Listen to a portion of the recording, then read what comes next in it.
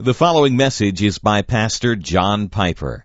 More information from Desiring God is available at www.desiringgod.org. Our text this morning is found in the Gospel of John, chapter 18, and I invite you to turn there with me as I read. John 18, verse 33 and following. Pilate entered the praetorium again and called Jesus and said to him, "Are you the king of the Jews?" Jesus answered, "Do you say this of your own accord, or did others say it to you about me?" Pilate answered, "Am I a Jew? Your own nation and the chief priests have handed you over to me. What have you done?" Jesus answered, "My kingship is not of this world. If my kingship were of this world, my servants would fight, that I might not be handed over to the Jews. But my kingship is not from this world."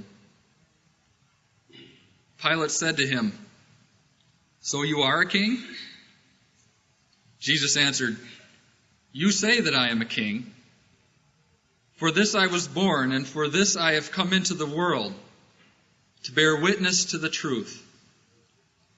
Everyone who is of the truth hears my voice."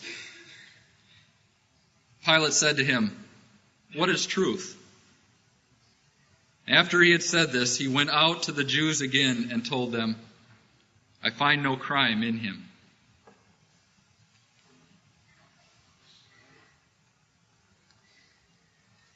Every year, Christmas poses the world with a question, and you with a question. Namely, why did Jesus Christ come? Or, what difference should this man make for your life, for your marriage, or your job, or your leisure, or your thinking, or your emotions? What is the meaning of the coming and the birth of this historical figure, Jesus Christ? One of the verses that David just read, verse 37, at the end of Jesus' life, gives an answer to the meaning of the beginning of His life. It says, "For this I was born." So you see, it's a Christmas text after all, explaining His birth.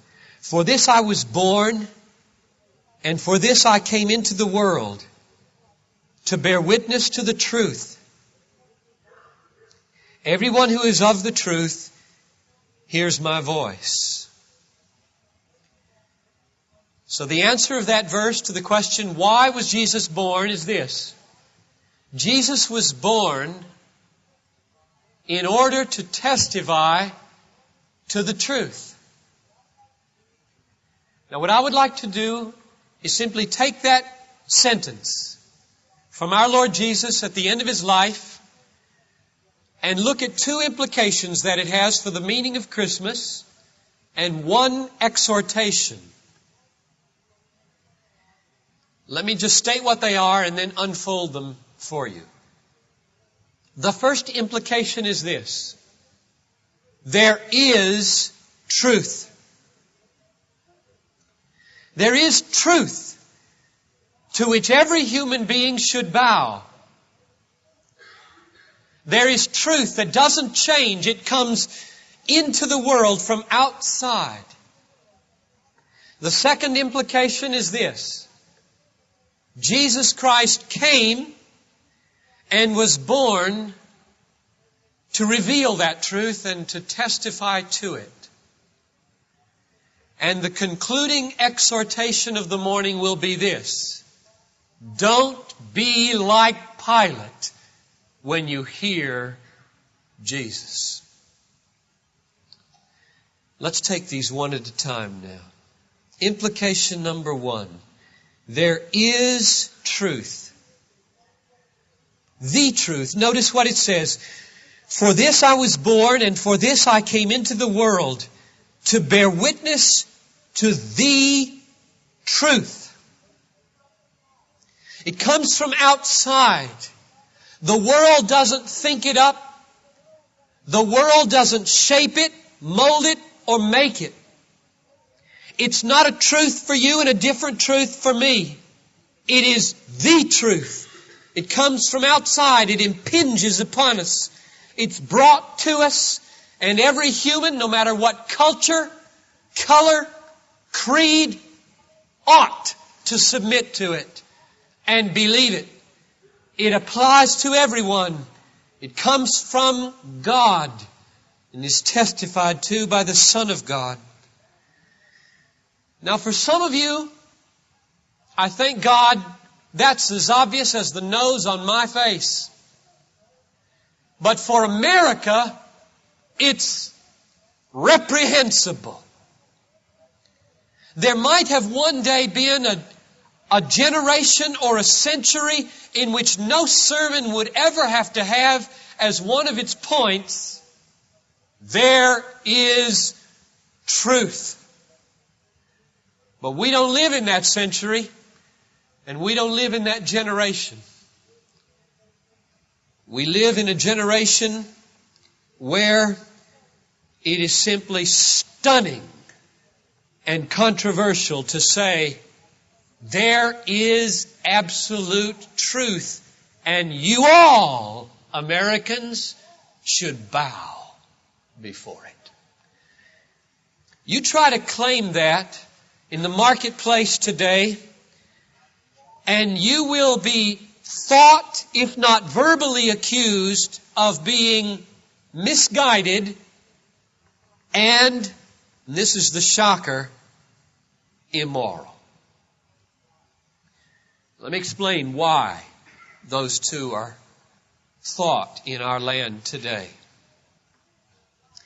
You will be considered misguided because the vast assumption of America is that either there's no God, absolute, who could ground such an absolute truth, or there is a God, but He's the kind of God who somehow can embrace all contradictions and all ideas of all peoples everywhere in the world, or you just can't know anything about God at all.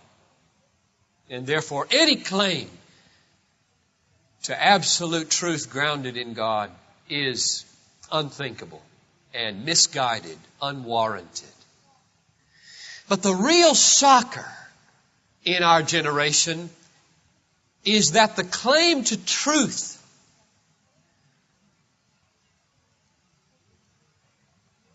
should be made. The real shocker is that people think it's immoral. And the reason they think it's immoral is because it leads to intolerance and prejudice and bigotry. Morality today, this is an amazing thing. Morality today is defined virtually by relativism. Relativism is the new foundation of the new morality. If you don't believe that the truth you see should be binding on me, then you are humble, and you are open-minded, and you are good and moral.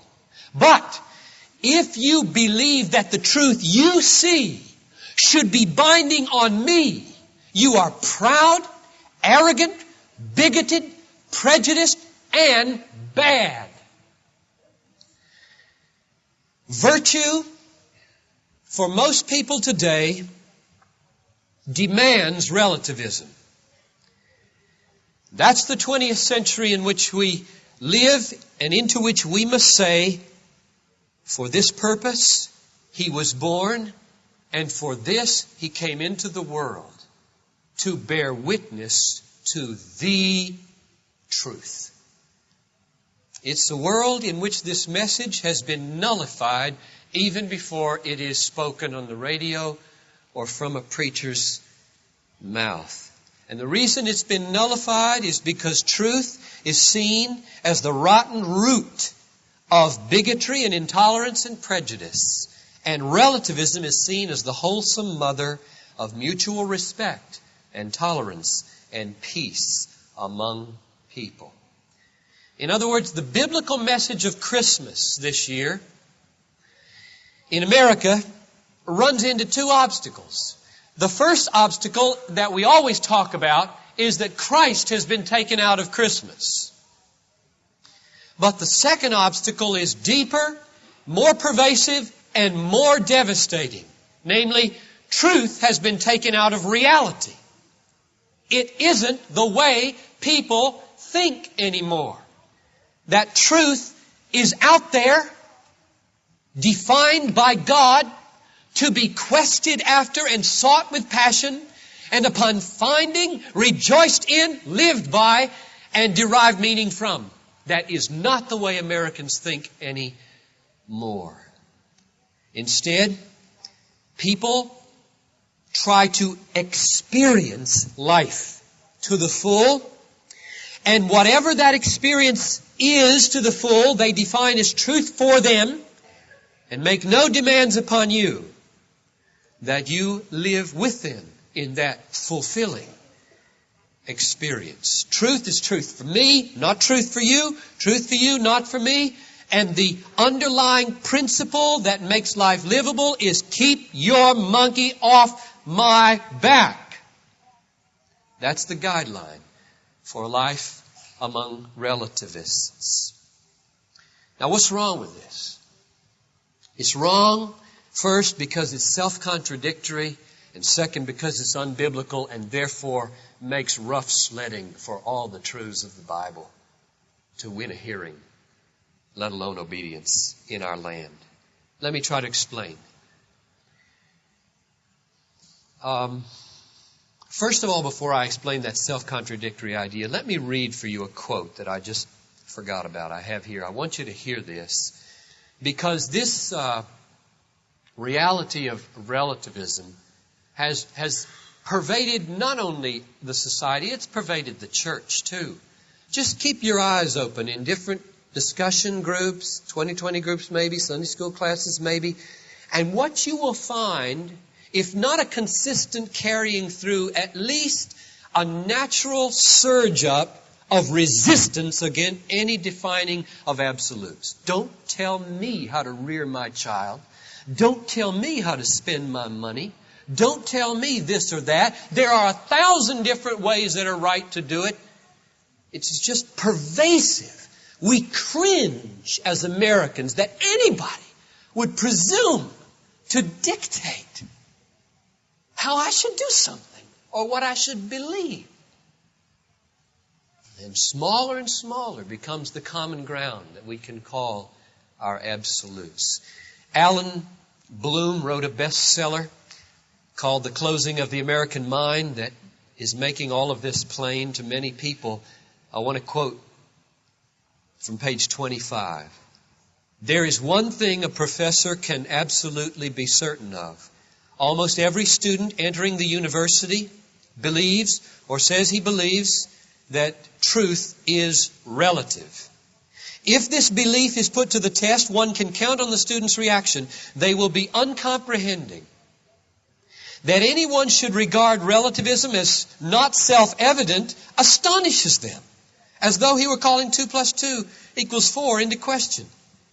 These are things you don't think about. The student backgrounds are as various as America can provide. Some are religious, some are atheists, some are left, some are right. Some intend to be scientists, some humanists or professionals or businessmen. Some are poor, some are rich. They are unified only in their relativism and in their allegiance to equality. And the two are related in a moral intention. The relativity of truth is not a theoretical insight. It is a moral assumption, the condition and ground of a free society, or so they see it. One young woman, as she left the service, she said, I'm going to really pray for you the second service because this is so crucial. And then she told me that Mrs. Francis Schaefer had spoken over at Bethel last week, or maybe, just last week, I guess, or I can't remember what she said. just recently. And her point in one of the talks was the reason to believe Christianity is that it's true. And this woman told me students came up to her and were just shocked that she would say such a thing. That's the reason. Now, I said there are two problems with relativism. One, it's self-contradictory, and two, it's not biblical. Here's what I mean by saying it's self-contradictory. If you say there is no absolute that everybody should believe, you contradict yourself. Because in saying that, you want people to believe what you're saying. You see, at root, this philosophy won't work. It doesn't fit the nature of reality. If you say, I am absolutely against absolutes, everyone can see the problem. It won't work. You can't escape absolutes. Because in trying to declare their non-existence, you make a statement you want people to believe. And not consider relative. At root, it is self-contradictory. And unless you say, oh, that's the kind of stuff we talked about back in philosophy class in college, that doesn't belong in a sermon, and that's not relevant to where I live.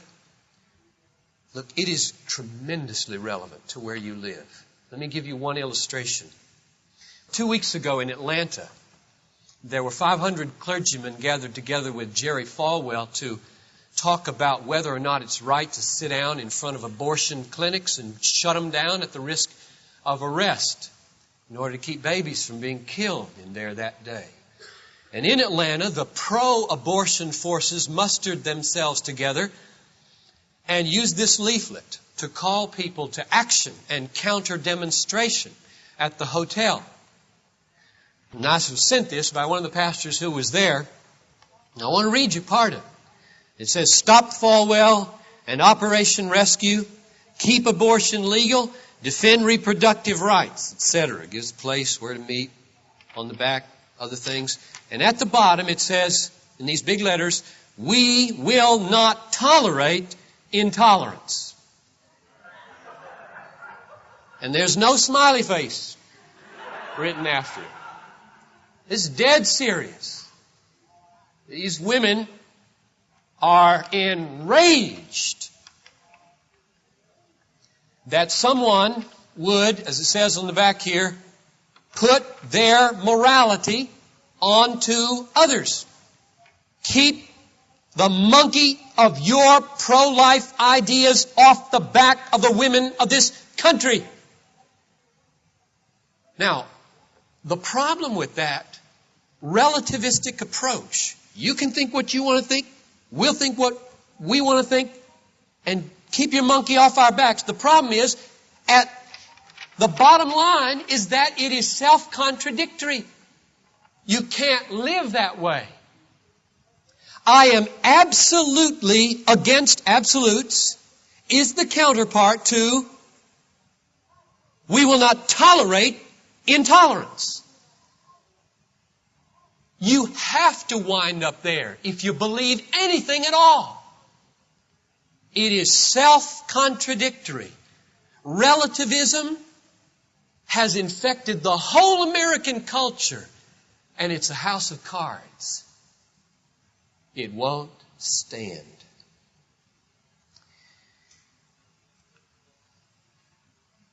And therefore, it's unbiblical. What is the bottom line? Where do you think this comes from? The touting of relativism as a manageable way of life. I'll tell you where I think it comes from. I think the hidden agenda of relativism is that relativists want to relativize all views but their own. That is, relativists want to find a way of hindering any claim upon their lives from outside. And if you can create an atmosphere in which it is proud, arrogant, prejudiced, and bigoted to tell me I should do anything, you've protected yourself entirely from God and from any absolute morality. And of course, when the Bible comes along, it doesn't square with this view of life. All you need to do is look at the text. For this I was born, and for this I have come into the world, to bear witness to the truth. And so the first implication for Christmas of our text is this. Christmas means there is truth. And everybody should now and one day will bow to that truth. From every culture, every language, every economic strata, every philosophical system, and every creed, it is true, and we must all submit. The second implication of this text for Christmas is that Jesus came into the world to testify to that truth. He is the key witness to the absolute truth of God's revelation. For this I was born, and for this I have come into the world, to bear witness to the truth. And so the question I want to ask is this. What became of that witness?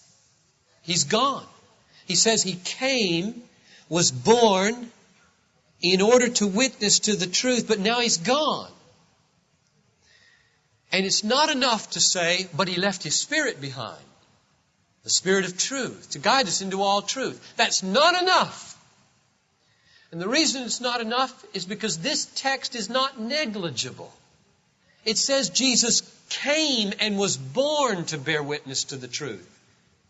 If all we needed was a Spirit to whisper truths in our ears, He wouldn't have had to come to bear witness to the truth. He came to bear witness to the truth. He was born to bear witness to the truth. Therefore, we need the truth of the incarnate Jesus. We need that testimony. If it's lost, we're lost. And so my question stands, what became of that truth and that testimony to God's truth?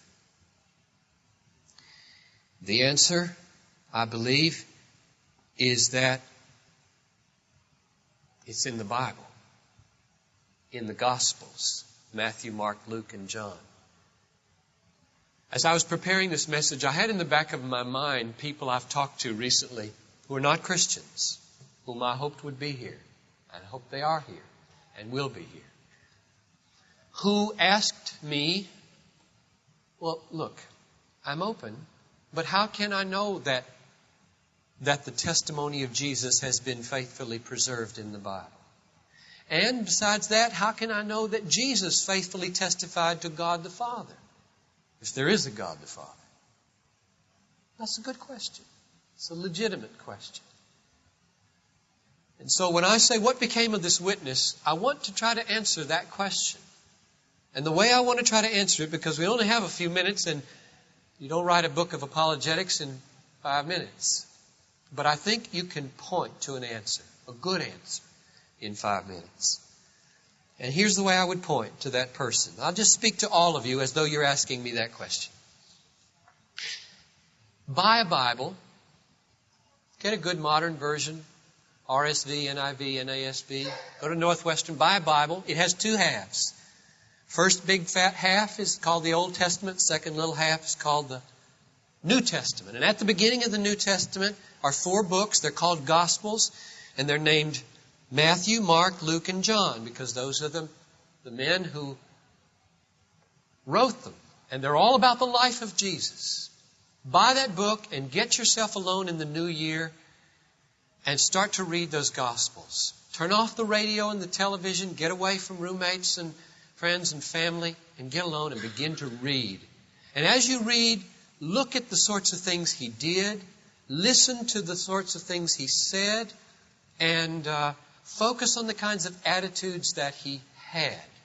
And as you're reading, pray to the God who might exist and say, if you're there, God, I'm willing to believe you if you will show me enough evidences from these books that you're real. And then read. You see, I don't think that God set out the testimony to Himself in His Son in a book on the sea of humanity that wouldn't float. I think God intended for this book to make its way in the world and to suffice as a winsome and credible testimony to His Son and through His Son to Himself. And so all I can say is this at this point. I believe, both from experience, the experience of others, and from things that the Word says, that if you come to the Bible that way, willing to do what He says, it will open itself to you, testify to you, credit itself to you, evidence itself to you, and win your trust and your allegiance. And let me just illustrate that from several people's lives. Some of you may remember that 20 years ago or so, there was a very popular paraphrase called J.B. Phillips' translation of the New Testament. He was an English scholar who had tried to put the New Testament into modern prose. He was a very bright man, and he said, after he finished translating the letters of Paul, I felt rather like an electrician rewiring an ancient house without being able to turn off the main cable. And then when he finished translating the Gospels, he said, there is an almost childlike candor and simplicity, and the total effect is tremendous. No man could have set down such artless and vulnerable accounts as these unless some real event lay behind them. In other words, what I'm saying is that you credit the witness of the New Testament gospel writers the same way you credit a witness who claims to have seen something you need to know about and to which you have no other access. What would you do now if you needed to know the facts about something that happened a few weeks ago, and the only person that saw it happen was the person standing in front of you, and you knew nobody who knew this person, and you had to know? You know what you'd do? You'd spend a lot of time with that person. You'd talk and talk and talk, and you'd listen and listen, and sooner or later you would form a judgment. And it wouldn't have to be a leap in the dark. You would form a judgment. This person is not trustworthy. He's a con man, and I won't trust him. Or you would say, there's the ring of truth about this person. I'll bank on him. And it's not a wild card here. That's the way you have to come to the gospel writers. You listen, you look, you absorb, and you come to a judgment. These are poor religious dupes or con men, or these men have won my trust. They're not dupes. This has the ring of truth about it. These men have won my trust. This Jesus can't be invented or duplicated. Nobody would think up a man like that. And Dr. Phillips tells us about interviewing a man named Dr. E.V. Rue, a scholar who had just finished translating the poet Homer, the ancient Greek poet, and he did not have any spiritual commitment to the Gospels, but he wanted to verify for himself what's the relationship intellectually and linguistically between these four Gospels and the great poem that I just translated. And he interviewed this man on BBC radio, and this is a quote from that interview. Rue said, I got the deepest feeling that I possibly could have expected. It changed me. My work changed me. And I came to the conclusion that these words bear the seal of the Son of Man and God. And they're the Magna Carta of the human spirit. In other words, what I would commend to you this morning is that you do what these men did to the level that you can. That is, that very carefully you read and study and absorb what the gospel writers have said about Jesus. So the second implication of Christmas is this. Jesus Christ came into the world to bear witness to the truth. It's contained in the first four Gospels of the New Testament of this book. It is open for your assessment and they are witnesses ready to be tested by your own standards of judgment. Now I want to close with an exhortation, namely, that you not be like Pilate when you hear these things. In verse 38, he sounds cynical, perhaps, or hopeless and agnostic at best. He was listening, and he says, "What is truth?" Now, what is he saying there? Who does Pilate represent for us according to the gospel writer? I don't think he represents a sophisticated theoretical relativist that I was talking about earlier. I think if Pilate had been listening to me earlier, I think he would have said something like this. "You know, Piper, you didn't faze me. You didn't touch me. You didn't come anywhere near where I am. Of course, if you say I'm absolutely against absolutes, you contradict yourself. Everybody knows that. I'm not a relativist like that. I don't believe in relativism, but I don't believe in absolutism either. I don't know. I just don't know. I mean, maybe truth is absolute. Maybe truth is relative. Maybe it's both in some inscrutable way. Maybe there's a God. Maybe there's not a God. Maybe you're a king. Maybe I'm a king. I don't know. There's a lot of people who plead that kind of ignorance and who suspend judgment about Jesus Christ. They call it suspending judgment. It's just, I can't know. You preachers, you sound so confident. I don't know where you get such confidence. I read the Bible. I can't figure it out. I don't know what's true. What is truth? Now, granted, that person is not committing a theoretical self-contradiction like I was talking about earlier. But let's ask, what should we say to such people? What should I say to you if you are that kind of person? Here's what I would do. I would ask you a question. I would say, do you, in the areas of your life where things really matter to you, do you suspend judgment and claim ignorance? Or do you form pretty firm, solid judgments about what you think is right and wrong and to be expected of others? When your life is at stake, when your property is at stake, when your children are at stake. And then I would say, I have never met nor have I ever heard of a person who was an agnostic about right and wrong when they got punched in the nose. Have you? Have you ever heard of anybody anywhere who, when they were on the sidewalk, out of the blue, for no reason, punched in the nose, respond by saying, "Ooh, but maybe he thinks that's right. Maybe in his worldview, it's okay to punch people in the nose, so I can't put my monkey on his back. That I think it's wrong for him to punch me in the nose, I'll just have to take that." Does anybody know anybody that runs their life that way?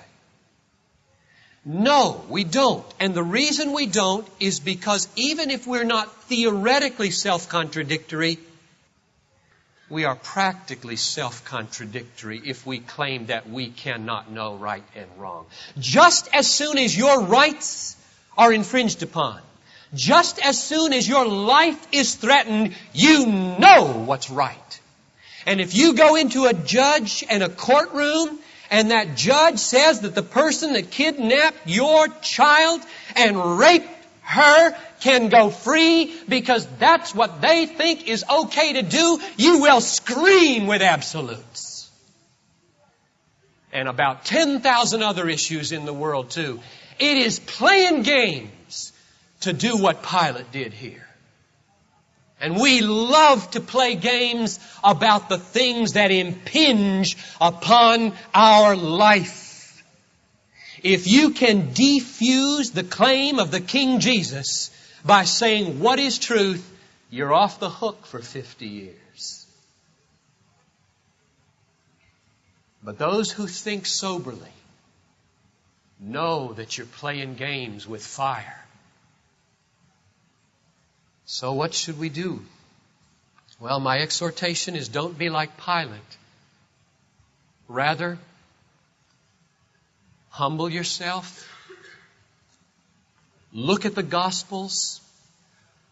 Get serious about whether or not it's true. And do what John 7:18 says we should do. It says, he who is willing to do the will of God will know the doctrine whether it is of God. That means that if you get serious enough about life and heaven and hell, and you say to God as you go to His Word, look, I don't know if you're there, but if you're there, I bow. If you're there, I'll do anything you say. You will know. It's a promise from the Lord Jesus. And so I exhort you, get serious about whether Jesus is the truth. Look at the Gospels. Be willing to do whatever God reveals as true. And the truth will set you free.